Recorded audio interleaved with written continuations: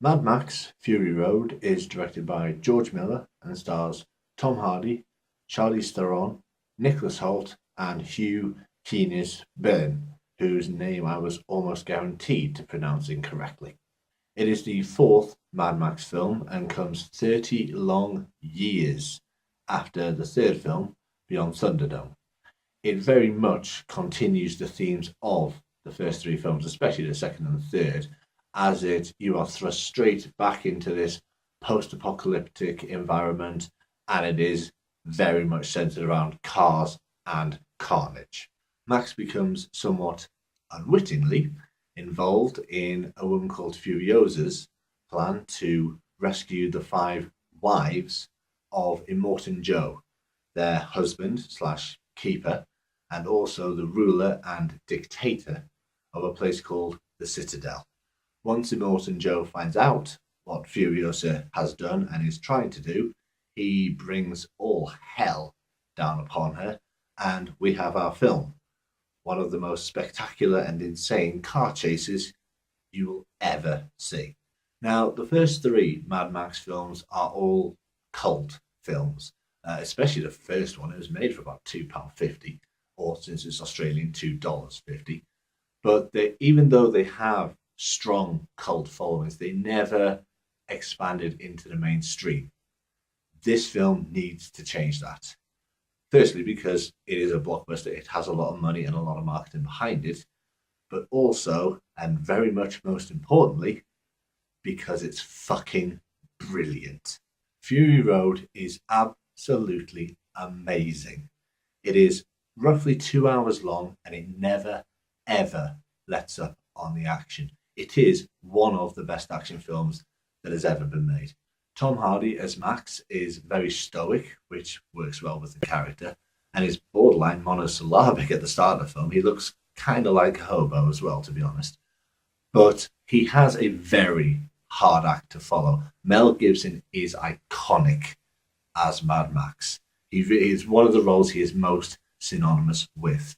And I don't think it was possible for Tom Hardy to really come out of that shadow, but I think he does do a very good job. The fact is, though, even though this is called Mad Max, this is not Max's film. It's not Tom Hardy's film. This is Charlize Theron's film. She is awesome as Furiosa. She is such a complete and total badass. Very much in the vein of a Ripley or a similar character. You just wouldn't screw with her. Bloody terrifies me. By the way, I have to point out the names in this film are fantastic. Nux, Furiosa. There's a character called Toast the Knowing. I have said that this is Charlize Theron's film, and it is. But it's also very much George Miller's film. I cannot give him enough credit for this film. It's impossible as far as I'm concerned. He does everything right in this film. For a start, it looks absolutely stunning. Please see this film in the cinema. Please, it has to be seen on the big screen, this film. It just has to be.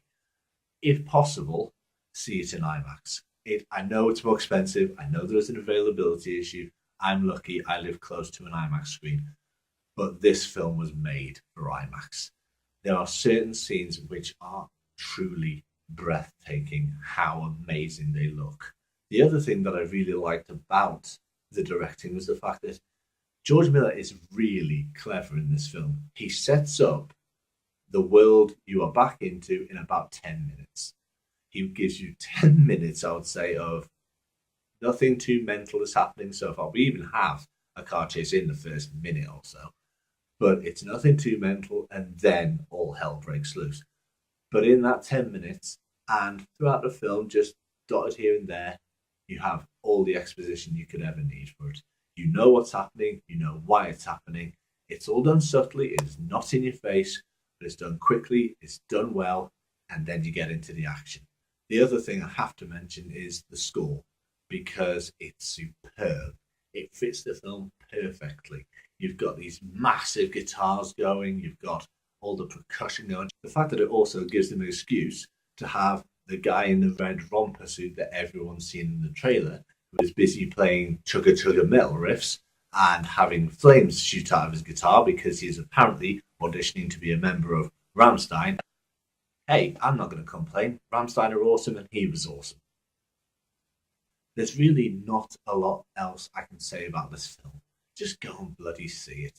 It's one of the best action films I've ever seen. I can't think of a better action film off the top of my head. It never lets up. It has everything you could possibly want in a film like this. Just go and bloody see it. Thank you for listening to my thoughts on the film. Let me know what you thought in the comments below. And of course, feel free to like the video or subscribe.